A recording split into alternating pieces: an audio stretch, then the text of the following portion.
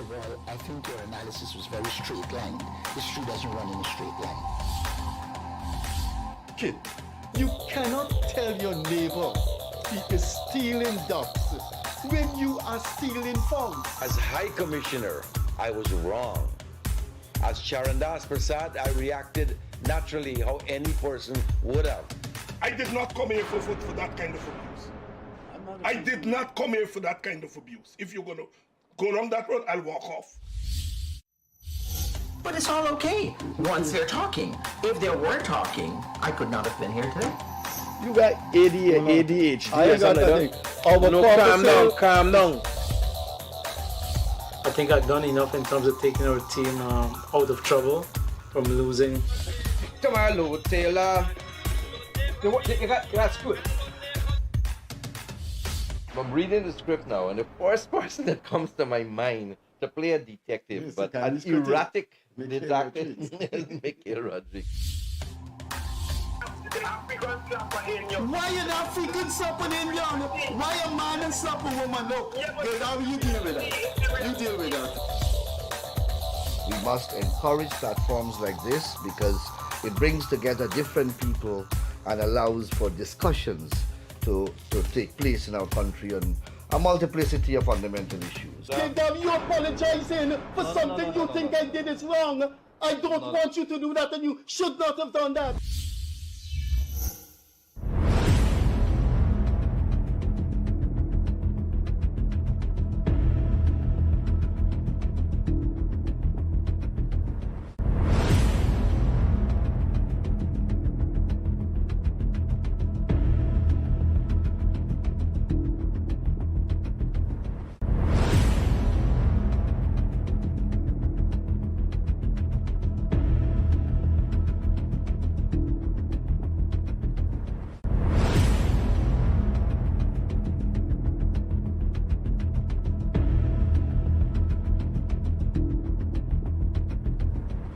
Good evening. Pleasant Monday evening to you. We are in an environment or an ambience that is quite different from our customary post, which is in the studio. We have a guest from overseas who will be just about 3 days in Guyana. So we use this opportunity to invite him to our studio. And guess what happened? Blackout came. So we moved to his hotel, which is a Georgetown Club. And we're doing this interview on the lawns of the Georgetown Club. As you can see, the garden is behind us. Unfortunately, blackout chased us. I hope those in authority reflect on that, because if we didn't have the opportunity and the chance to use the Georgetown Club, maybe we could not have had this interview. Our guest this evening is quite known in the media circles in Guyana and the UK. He's Guyanese born, but he made his name in journalism in the United Kingdom where he resides. Spent a long time at the BBC and in other media houses in the UK and Europe. For the third time on our program, our guest is John Mair, aka in Guyanese parlance, Bill Cotton. Bill Cotton Reform, Freddie. Bill Cotton Reform, he said. Well, I know it's Bill Cotton. As you would know, our co-host is Leonard Craig. So we're coming to you from the lawns of the Georgetown Club. And over to Leonard Craig and the protocol of saying hello to John Mair, aka Bill Cotton Reform. Freddie, one correction. This is the lawns of the Georgetown Club. This is actually the Black Magenta nightclub, which is the ground floor. So they rent it from the Georgetown Club. But that doesn't remove the fact that we're on the lawn. The Black Magenta is on the lawn of the Georgetown Club. Anyway, John, thanks for being here. Surely. Bill Cotton Reform. Thanks for being here. Thanks for gracing us with your presence. I'm not an archbishop, you don't have to be. You look like an archbishop, though. You have a new book out. Where's the book? The book is over there. So We'll get it back. We'll get it. It's a 7th edition of Eldorado, the 2025 Can edition. I ask the operator to go into your bag and get it? No, his bag is right behind you. Oh, the bag is right behind me? Okay. Okay. And it's 35 new chapters, all about oil in Guyana. This is Freddie's in there, and here we are. And it's 35 chapters of oil in Guyana. It's $20, and it's a bloody good read. This is the 7th edition of this, and it takes me about 3 months to pull this together. So if you can, buy one on Amazon, or you can maybe buy one in Austrians, or contact me. Freddie will pass on the details. Yeah, so new book, but I think what I'd like to talk about today is Trump. Because Trump disturbs me. He's either mad or a genius, but he's unsettling the world. And believe me, my children, your children, are going to inherit a very, very difficult world when Trump is finished. He hasn't been in 4 weeks yet, and look at what he's done. It's a tsunami. You know, look, he's negotiated Ukraine behind their backs. Yeah, he didn't consult the Ukrainians. So he's got peace talks going in Munich today, where the Ukrainians are talking to the Americans and the Russians, except the Russians haven't been invited. Because Trump did a deal with Putin. I mean, you know, Trump is a showman, an estate agent, and a liar. You start on with those 3 things, and you've got real problems. So this is a war that's been going on for 3 years, and he tries to do a private deal with Putin on it. He can't. The world doesn't work like that. You know, he's trying to do private deals on Gaza, which is going to turn into the Riviera of the Mediterranean. He's an estate agent. So this place has been razed to the ground, and he wants to build hotels there, and he wants to expel the people, send them to Jordan, and send them to Egypt. Now, that is just disgusting. That is ethnic cleansing. You want me to go on? You know, Trump is a cancer on the world. An absolute cancer, and you guys need to take him seriously because he could turn against you. I am not ready. I'll come in. I don't agree with. I am not ready to rain down doomsday as you seem to be doing as yet, because I have found over time in history in the U.S. that the U.S. people and the U.S. The architecture of the American state is very, very resilient against some of these. So where's the checks and balances? He has a majority in the Senate, majority in the House, majority in the Supreme Court. There are no checks and balances. The Constitution was designed to have, and you know, he signs executive order after executive order. Yeah, but executive order after executive order has also been opposed in the courts. Yeah, but he wants and it is slowing him down somewhat. What is opposed in 2 courts, and he wants to impeach the judges who did that. You know, he'll probably call them enemies of the people. But I believe that in 2 years, the face of the Senate and the thing may change. And by which point he will have ruined America and ruined the world.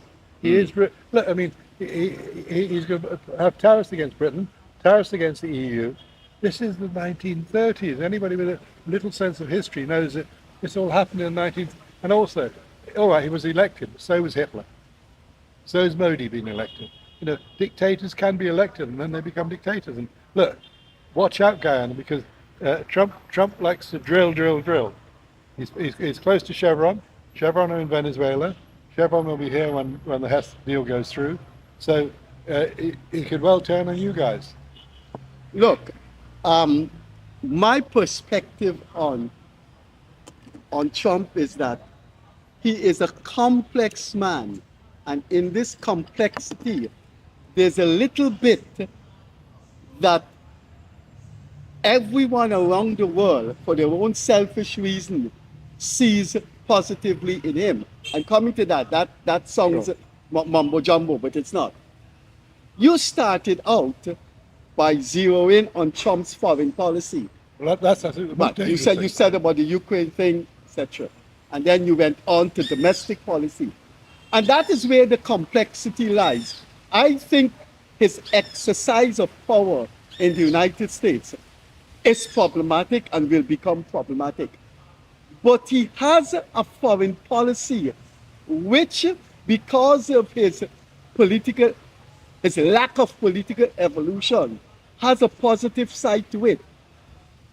I don't see the Russian as being deserved to be isolated the way Europe has isolated But they it invaded till Ukraine. 1940. They invaded Ukraine. But for security, look, they invaded Ukraine because they had legitimate security concern, and you name me the country in the world that doesn't have legitimate security concern, and put it on the table and concretize it. France, Germany, all of them have legitimate They security. would Why would we deny? invade a sovereign nation, which is what Putin is No. He's invaded a sovereign nation. No, John. The United States has invaded more sovereign nations Yeah, than but- any empire in the world. There is no restraint in the exercise of international power by countries, whether they're democratic or not. There's not now. The most rules are off. The game's open. Anybody can do anything. Thanks to Trump, he's ripped up all the rule book, and anybody. no, but you dismissing a large chunk of American foreign policy under democratic presidents. So what? Hang on. John F. Kennedy overthrew the Reagan government. So what? So what's the justification for closing down USA? Well, I'm coming to that. All right. You're the guest, but I can't. I can nudge you along. I believe Trump has seen some things in the European relation with the US. He has seen things in the USAID. When he was a president, you must remember, when he talked about the deep state, he was a president for 4 years. So he saw how these things were working, how the press was pro-Biden, how the press was pro-Clinton, pro-Obama. And he said, look, these people are not what they appear to be in the world. I would like to hear your comments on his experience with the deep state. Look, they tried to run the man out of the presidency with something called the Steele dossier, a MI5 guy from UK. And that Steele dossier on Russia proved to be fictional. Look, Freddie. Well, you go on. You're the guest now. He lost the 2020 election, and that he lost it. So what he did was he incited his people to go and invade the capital, invade the parliament, and destroy things. And now he's given them all a pardon. I mean, where does this stop? This is madness. And in terms of the press, he now bullies the press. He will now bully all the press, and he'll accuse them of fake news, everything else. And he's got, as an attack dog, he's got Elon Musk, who's another nutcase. Elon Musk is very rich, but he's a nutcase. So between the two of them, what's going to happen next? Look, we are 4 weeks into the Trump presidency, and everything's up in the air. It's crazy, absolutely crazy. Well, okay, Leonard. There is a term I'd like to coin, and I am contemplating writing an actual academic paper on it. And the term is going to Mar-a-Lago, and show how foreign relations have evolved when people approach the seat of power that is concerned to be the international polar seat of power. Which is Washington and Moscow. Right, and in this case, it is clearly Mar-a-Lago. Well, Elon Musk moved in there for 2 months. Exactly. So if you want to derive power, and you want to exercise power or favor with the seat of power, you head to Mar-a-Lago. You head to Mar-a-Lago. That's the concept. But this reinforces Trump's idea that he's the world king. Yes. He is the world king who can do anything. So he has a court. Exactly, which means then that it's a contribution to the foreign relations literature. It's not democracy. It doesn't have to be to be a contribution to. If we taught the Americans one thing, we taught them democracy. I said that to say this. Do you think it is sensible for Guyana to go to Mar-a-Lago? Not necessarily physically. The concept. I think Trump will double cross you, because he's got Mario Rubio as the Secretary of State, who doesn't like the Venezuelans. Trump probably does like Maduro because he likes strongman, but oil is everything, and oil will determine all of his actions when he gets around to it. Everything. So yes, I mean the Guyanese can go, but what does it matter? You know, Keir Starmer is trying to crawl to Trump. He's way down the pecking list. He's not seeing Trump till the end of the month. You know, so no, I mean, look, I mean, all I can say is the assassin's bullet should have been sharper. No, man, come on, John Mair. Please take that back. I'm not. Please take that back. No. I would not. I John, would I not comment on disassociate that. myself Well, you know, look, from that comment. You know, Please take that back. Look, you know, there was one attempt at assassination, which Just for the purpose of this program, just thing. Yeah. That's your held belief, but I John, don't think we could John, put that out there. John, this program is looked at by the embassies in this country, and it could be taken back.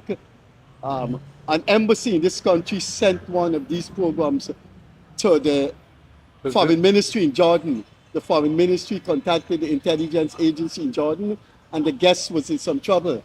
I think we should take that back. well, I mean, all right, it's my belief that Trump is a cancer on the, No, I'm talking about what you just said about body the politic, assassination. and that cancer could have been removed, and it wasn't.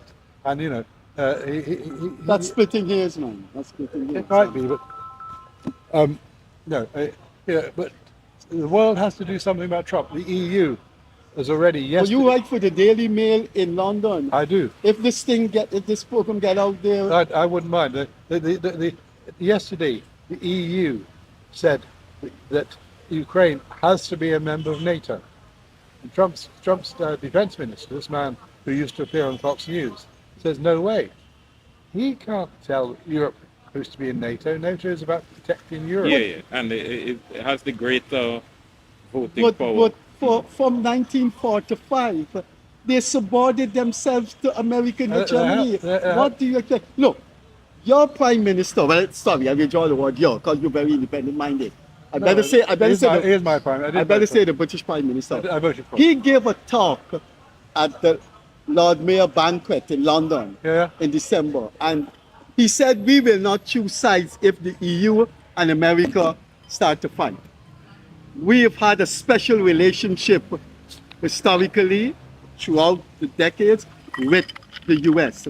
I think that special relationship what is that? I think it's broken now. No, really. but what is that special relationship? Well, What has the UK got from it? It's because we begat America after, you know, we invented them, and they invented us guys.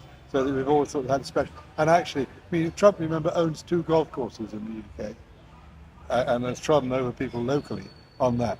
The British like to think they have a special relationship, but I was reading today that the tariffs on the UK were 21%, because he doesn't agree with his VAT.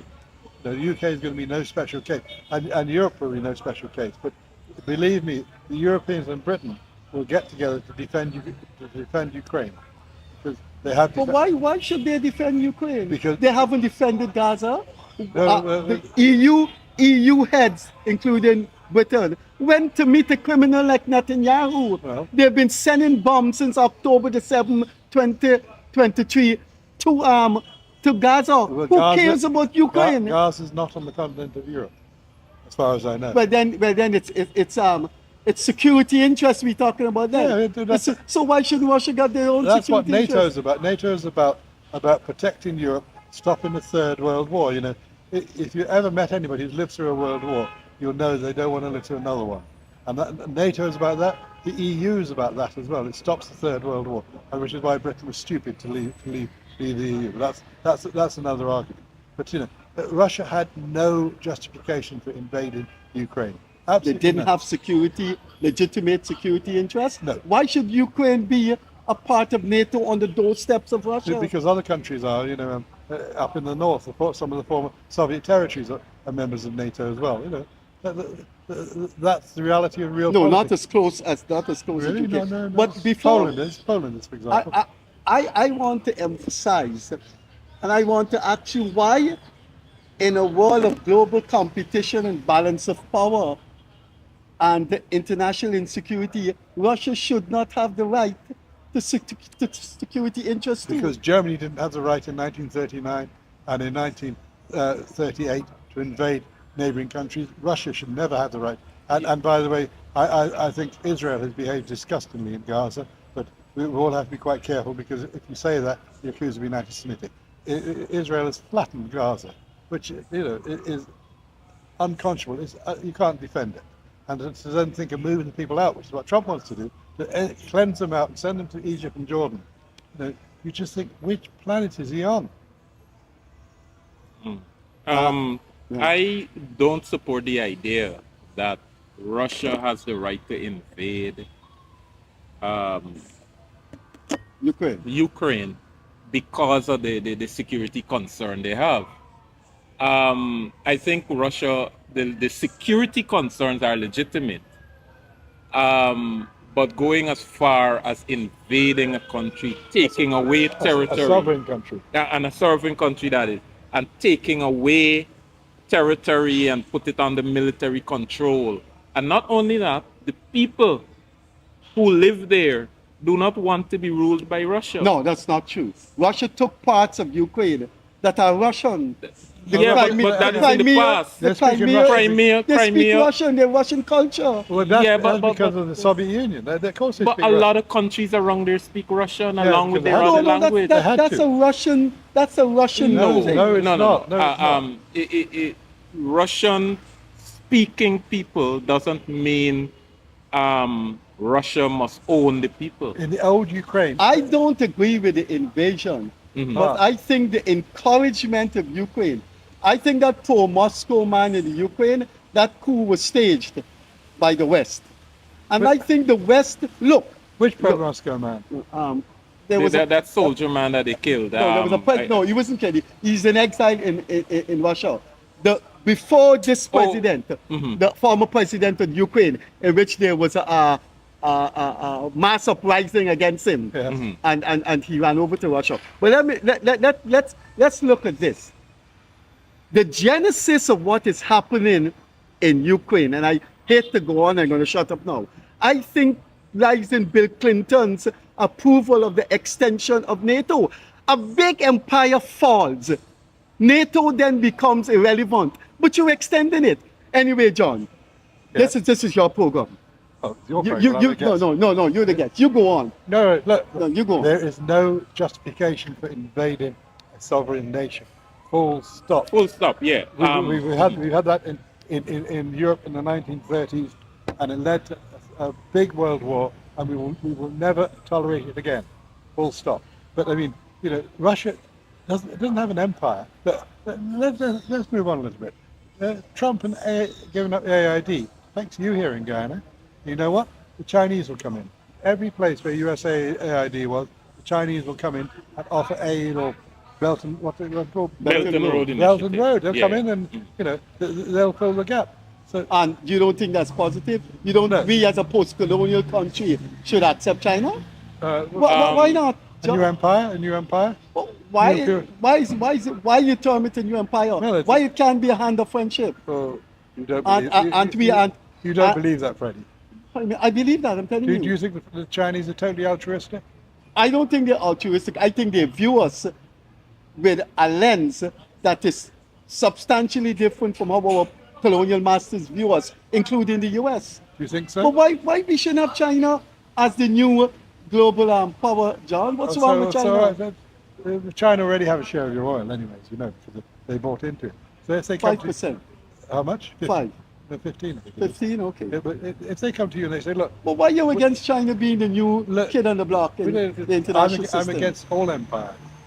Whether old but China give generous aid? Do they? They give aid with strings. Come on. The Chinese are not altruistic. And for those who are viewing and don't know, you may have heard the term the Belt and Road Initiative mentioned. Let me just quickly give you an idea of what it is. What China has done is map out the entire world, and they map out like trade routes, and they had something that they call the Old Silk Route. that China used to trade back with the rest of the world. And they are just doing that on a larger scale because obviously the world is larger now than the old world. Now we got America involved, and when the Silk Route was there was no America, there was no Caribbean in trading, but now the world is larger. So what China has done is mapped out. Just like the empire, though, Yeah. it sucks from them and takes them to China. Yes, right. We suck sugar from you. We sucked other things. Right. They'll suck natural resources from Africa. No. And they'll suck, No, I don't agree with that. Including Europe. Well, that's my view and my reading of it. That's what? That They'll exploit the third world. not just the third world, they will even exploit the first world. They will exploit Europe, they will exploit America using this. Some of the trade routes are actually physical and some of them are imaginary. And another term for the Belt and Road Initiative is what they call One Belt, One Road, OBOR, right? And they see the world as one belt, one road, all leading to and from China. but Freddie, simple example, electric cars, which everybody's going to get into.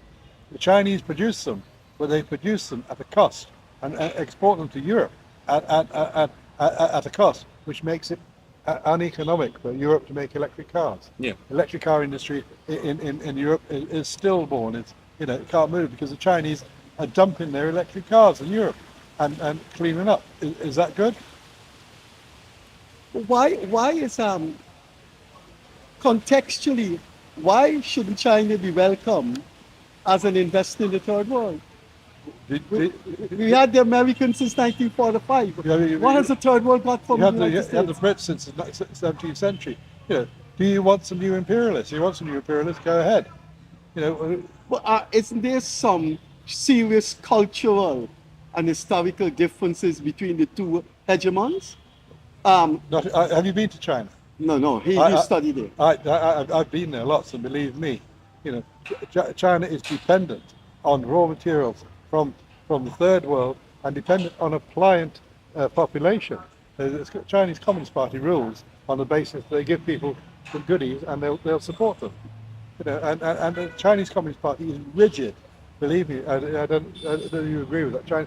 Yeah, I think, Freddie, the concern that people have, real or imagined, is that the Chinese way of ruling has some amount of brutality, secrecy, and that kind of thing to it.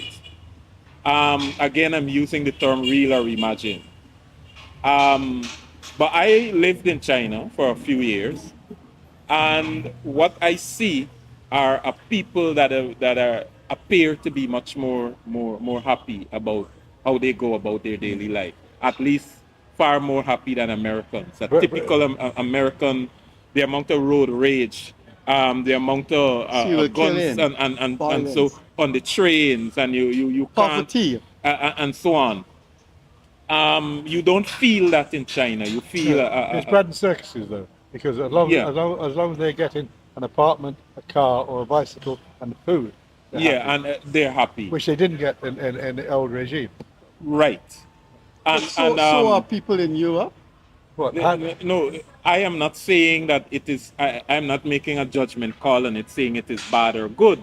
All I am saying is that people are suspicious of the Chinese. And if that suspicion is so strong, how do you allow a Chinese takeover versus an continued American hegemony, where America has a Congress and a Senate that can, in some cases, stand up to a president and a judicial system? Freddie, in the old East Germany, 1 person every 4 was a Stasi. 1 in 4. You don't think that's propaganda, man? No, I don't. Look what Edward Snowden brought out. And I think it's true. The Americans were listening to all our American people conversation. In China, there's an awful lot of reporting on other people.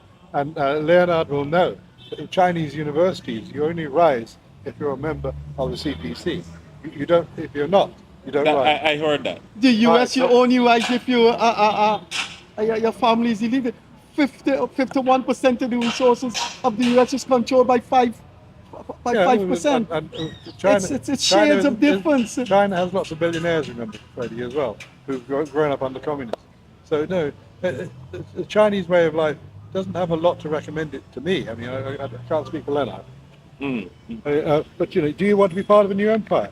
In that case, lie down and I don't see that way. We were part of an empire that colonized us, brutalized us, and I didn't see what they brought to us. Us meaning the post-colonial world. They bought you sugar. They bought you the Georgetown Club. They bought you lots of things. They bought you meat. Trivializing the intervention of family. I'm glad you're trivializing now. I'm glad you're trivializing what they brought us. They bought you a decent elitist education system, right? Which has been smashed a bit. They brought you lots of good things. Don't downgrade colonialism all the time, because it has some good things in it. And the Chinese can't bring some of those good things. No, they can't, right? No, well, they can't, or they won't. I mean, if you look. Oh, they won't. You're speaking definitively and conclusively. You look at some things the Chinese are building, Freddie, the Marriott and things like that. The Chinese workers never get to meet a Guyanese person. They're living in camps where they don't get to meet locals. No, they're all over the road. They come out there during the weekends. You see them shopping at Border Market. No, I live where the Chinese building the extension of the railway embankment road, and they're there. You see them at Marseille supermarket, going in the supermarket. Anyway, Leonard. There was something I brought up that we didn't delve into. Does Guyana have any advantage by quote unquote going to Mar-a-Lago? Is there any strategic advantage to be had? They have to. It's a no-brainer. Okay. They can't ignore Trump. Not just people like me would like them to ignore Trump, and Britain as well. They have to go to Mar-a-Lago, and they have to accept the crumbs off of Trump's table. Hey, say Trump at one point will wake up in the morning and say, "Oh, let Venezuela invade whatever his country's called. I don't care. They've got oil, and we'll get the oil." And he'll take the sanctions away from Maduro. So they have to be there, but they're way down. Second, apart from the oil. So you don't think that Exxon, for example, is powerful enough to themselves go to Mar-a-Lago to preserve? What was the name of the Secretary of State in the first Trump? Rex Tillerson. Who resigned because he said Trump is mad. He was CEO of Exxon, and he resigned as Secretary. He said Trump is mad. I can't deal with a man.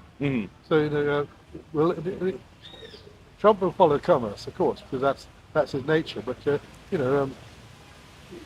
so you think he is not trustworthy enough to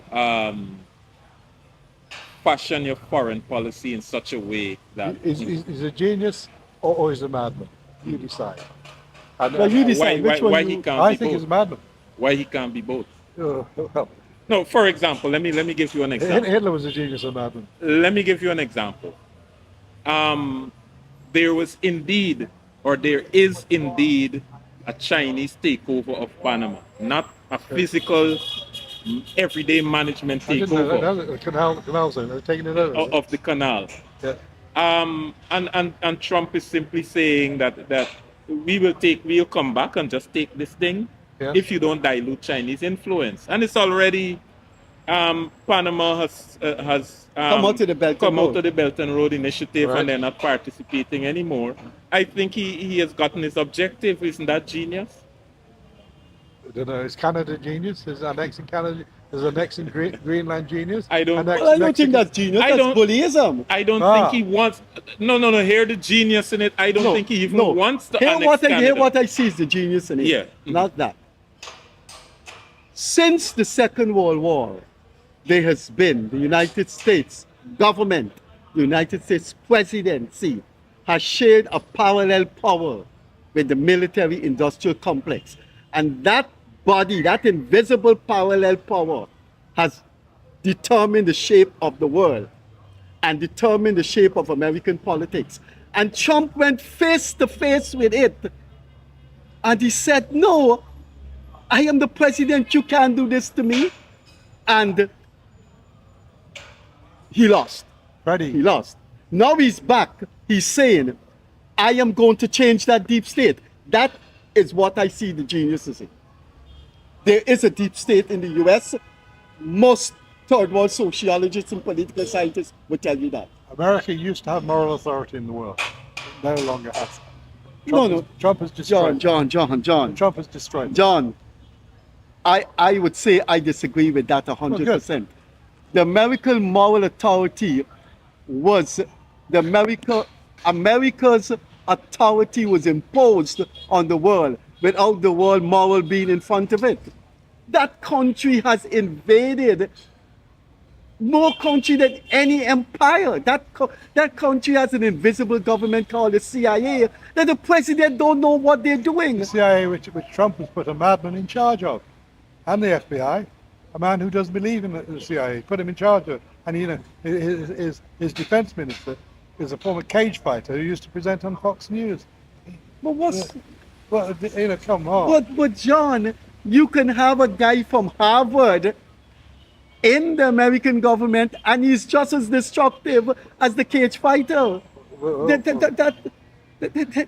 That's the problem with the US. These Ivy League graduates that went into the US government since 1945 I think the vice president is an Ivy League graduate. Is he?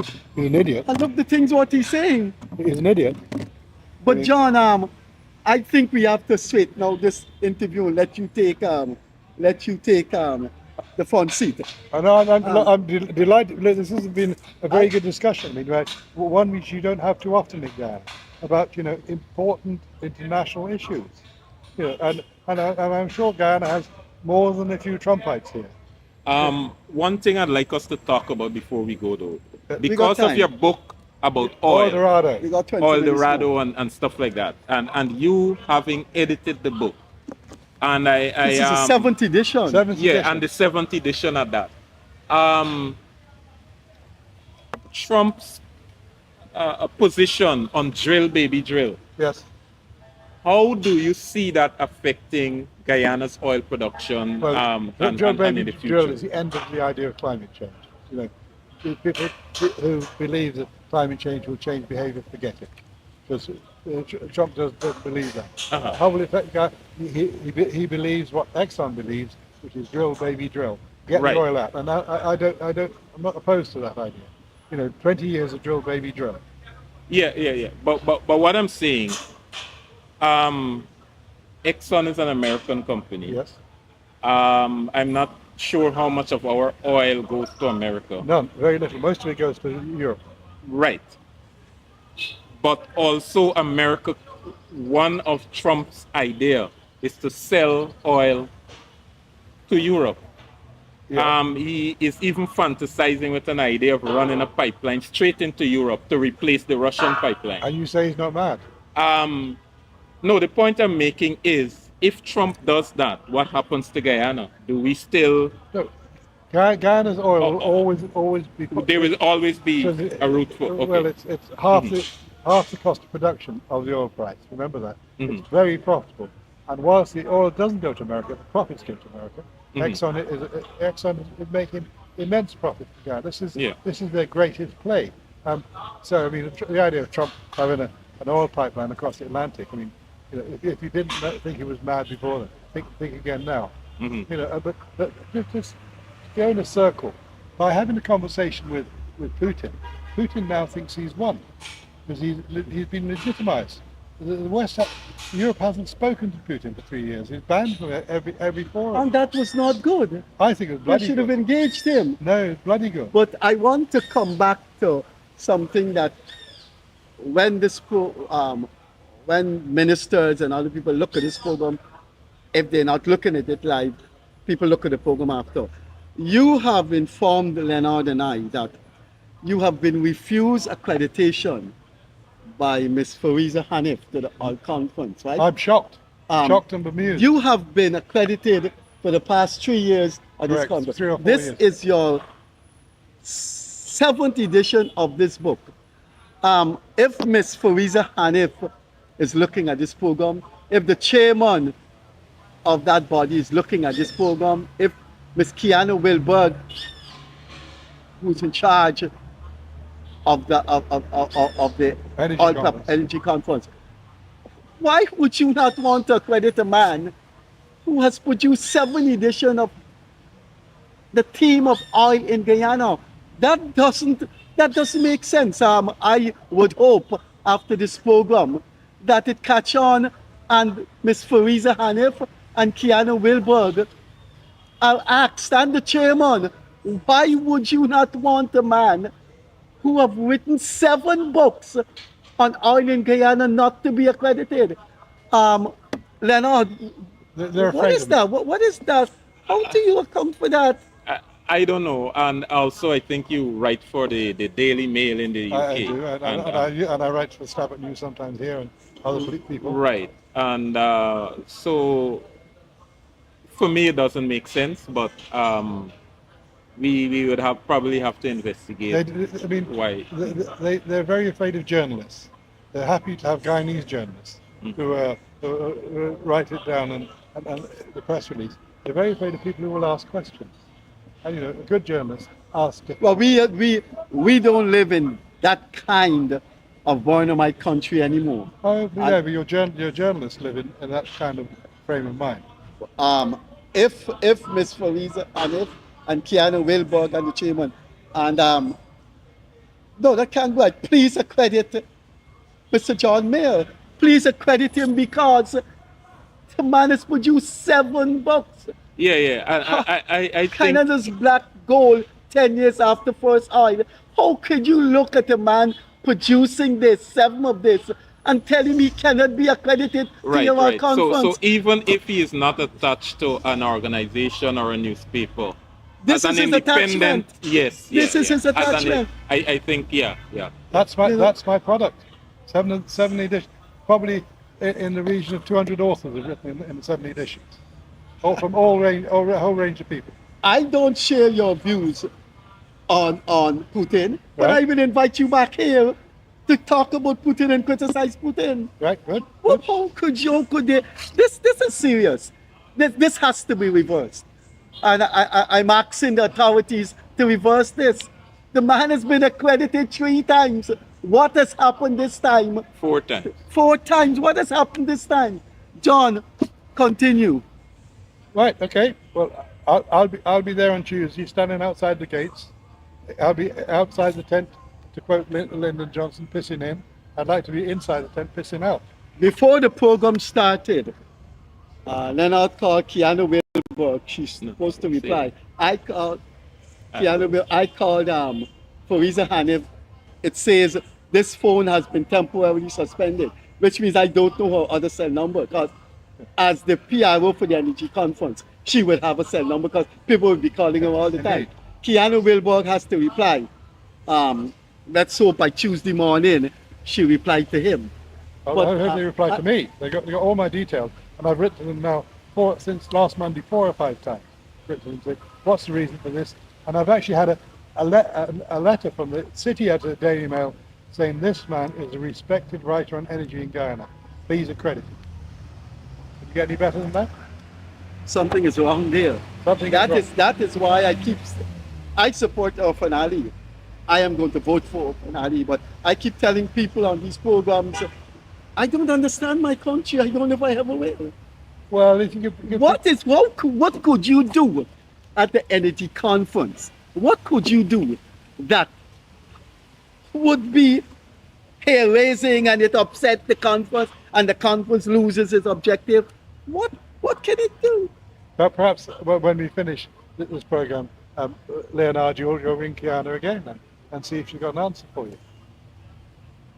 Okay. Yep. Okay. You rang her once and she said she'd make inquiries. Well, she said she'd talk to her chairman, but she's the CEO. She can make a decision. Well, she probably wants to know if the initial decision was made by the chairman. I guess she would. In which case, it's even more disgusting, Freddie. If it wasn't made by a functionary, it was made by a chairman. Come on. Well, I wonder if they know that you're Guyanese. You are a Guyanese.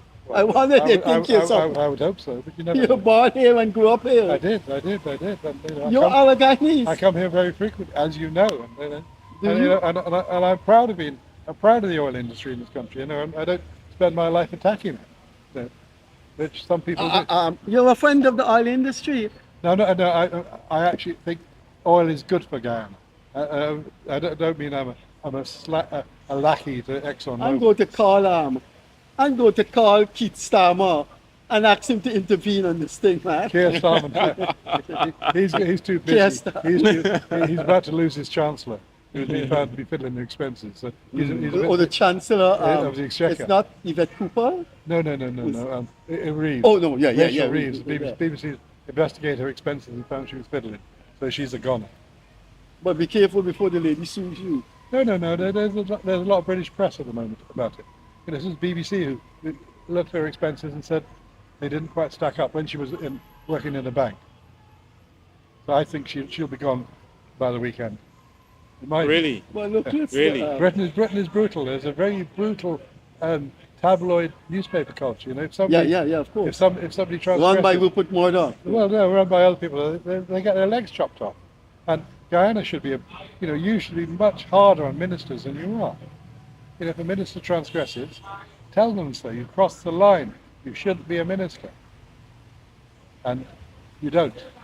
Anyway, it's been an enjoyable hour in the sunshine.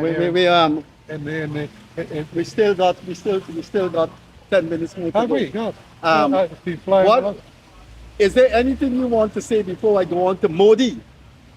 You call Modi a dictator. Let me say this for our viewers. I'm not a fan of Modi. I wish he had lost to the Congress Party. I prefer the Congress Party. I think Modi's anti-Muslim, anti-Islam for a great country like India that has serious consequences for the world. But you want to speak about Modi or something else? My views on that are second-hand, and they come from the great Professor Clenciceran. You know, Guyana's greatest historian, and my friend, who tells Second me... after Walter Rodney. Yes. Oh, Walter Rodney's dead. Clem isn't dead yet. Living historian. Living historian. But Clem says to me, he's just in despair about Modi. He calls him a Hindu fascist. And I saw him in England 2 or 3 days ago. We had a few drinks in Coventry. He told me something that I found frightening. That the Indian Premier League teams are all controlled by Modi billionaires, and they are moving all over the world. So they've just bought quite a lot of the English 100. They've bought into the CPL. So you've got this into South Africa League. They have teams there. Yeah. Literally all across the world. So Bangladesh. These guys, their fingers are in every pie. I think he will lose the next election. Do you? He was expecting a majority. Well, he was expecting a majority. The trouble is a bit in Guyana that the opposition isn't terribly strong or isn't terribly well formed. But you may be right. But at the moment, he is ruling it with an iron fist and in a very anti-Muslim way as well. So I'm not a fan of Modi's. Sorry, I'm not a fan of Trump's. Not a fan of Modi's. Not a fan of Viktor Orban's. Do you want me to carry on naming? Yeah, but the Italian lady is no different from Orban. Meloni is she's a bit, you're a fan of Le Pen will probably take over from Macron. You know? We live in an authoritarian world. Increasing right-wing populism. I'm doing a book on that. You know Trudeau's going to lose the next election. But Trudeau's not going to run. No, but party's going to get the... I'm doing a book on populism in the media. I mean, the rise of populism is just, and populism is based on a fallacy, isn't it? It's based on we'll make life better for you. Yeah. And there are quite Trump, a few. Trump didn't in his first term. He didn't. No, well, make America great again means we'll make life better for you. Yeah. And people think, oh well, yeah, that's good. You know, I've lost my job as a steel worker. Donald is going to fix it for me. No, I mean, Freddie, what worries me, it was the rise of populism. It will change everything, so the ratchet will go that way, and to get it back will be very difficult. You know, how do you resuscitate USAID? How do you resuscitate the NHS or Medicare if Trump gets rid of that? How do you actually start that again? Yeah.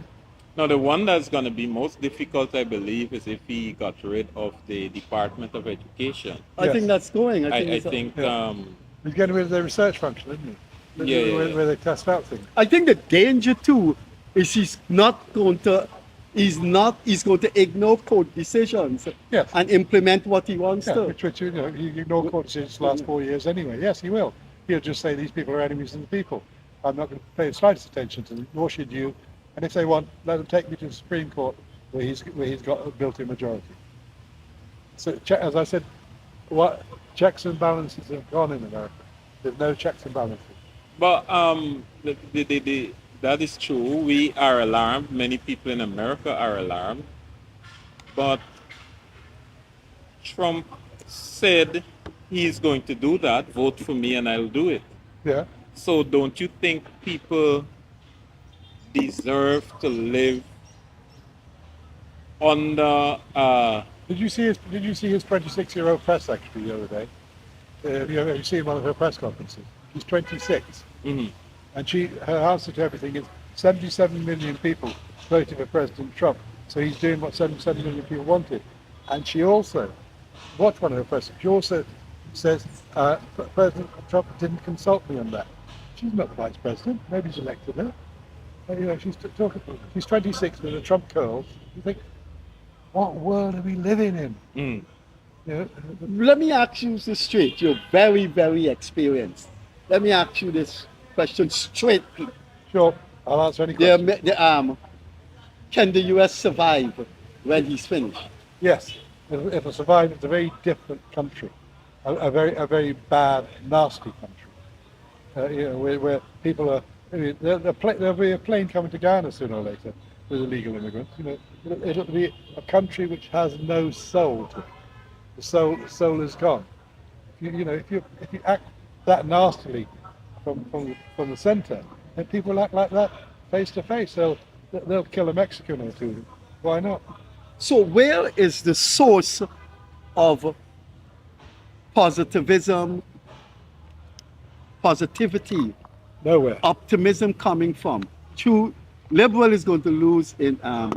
Is it Keir Starmer? Yeah, Keir Starmer won a huge majority. Is the UK going to be?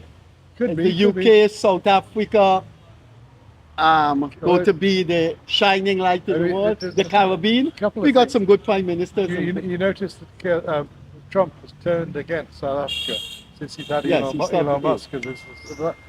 Some of the advisors to Trump are white South Africans who want to recreate that sort of apartheid, Afrikaner mentality. Keir Starmer has a massive majority, but he has negative charisma, sadly.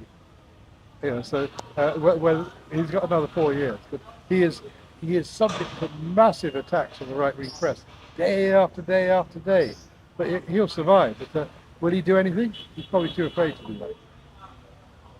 So, look, Freddie, I'm very depressed about the world. That's why I come to Guyana. It cheers me up.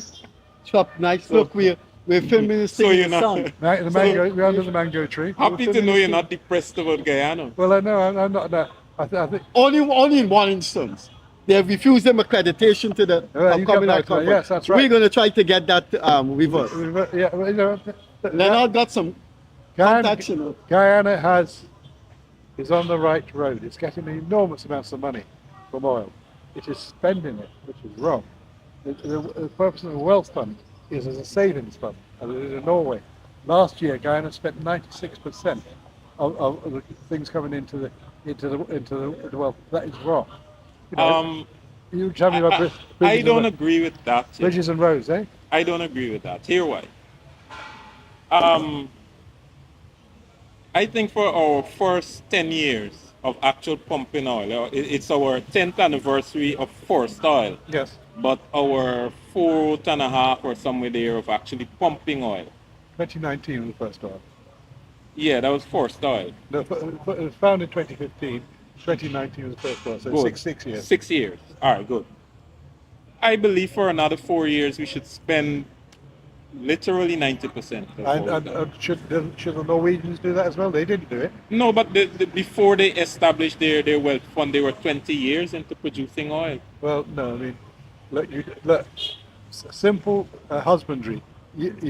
Us three, if you have a current account and a savings account, you don't spend your life stealing from a savings account to go into a current account. Yeah, I hear you.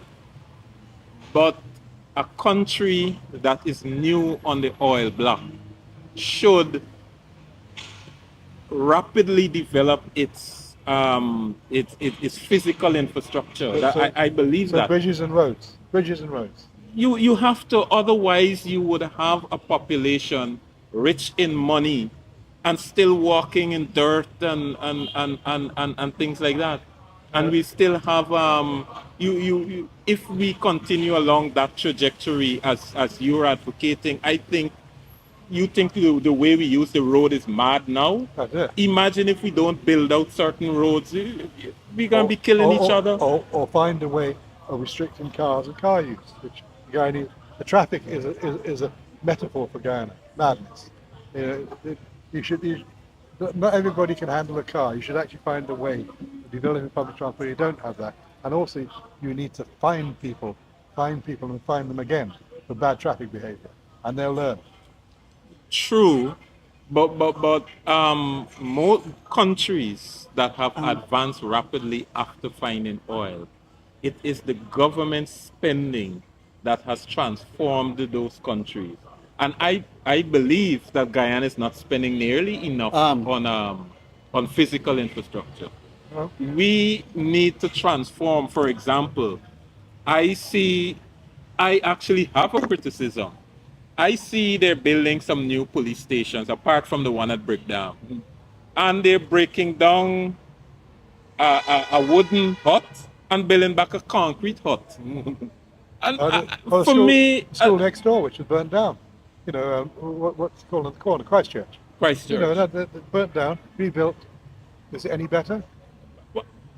Those are my criticisms. No, so that is why I'm saying we're not spending nearly enough.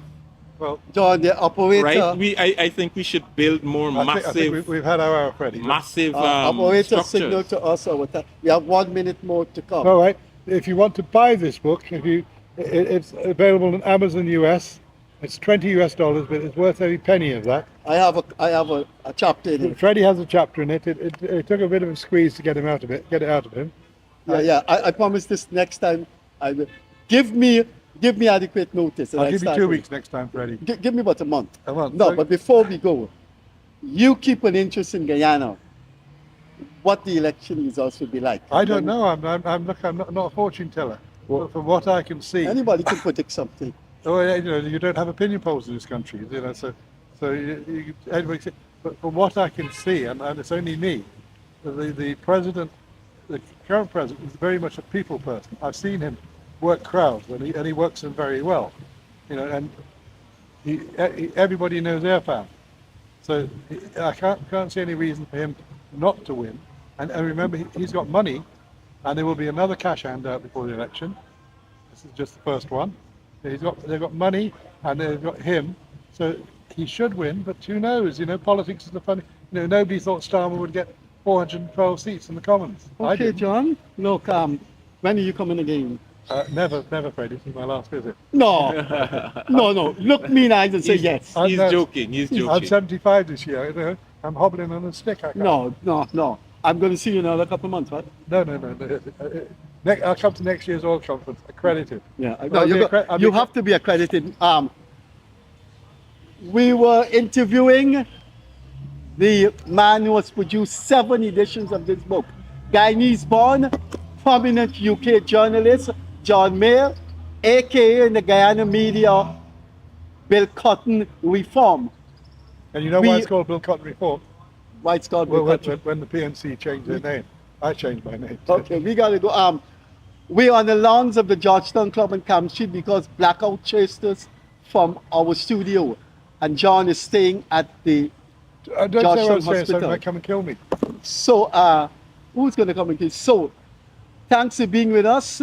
We hope you enjoy the evergreen John Mair and what he had to say about Narendra Modi of India, Trump of the United States, Putin of Russia, and the world in general. He said he is pessimistic about where the world is going. Very. On that note, we will see you on Wednesday for for another guest. As I normally say, take care, bye-bye.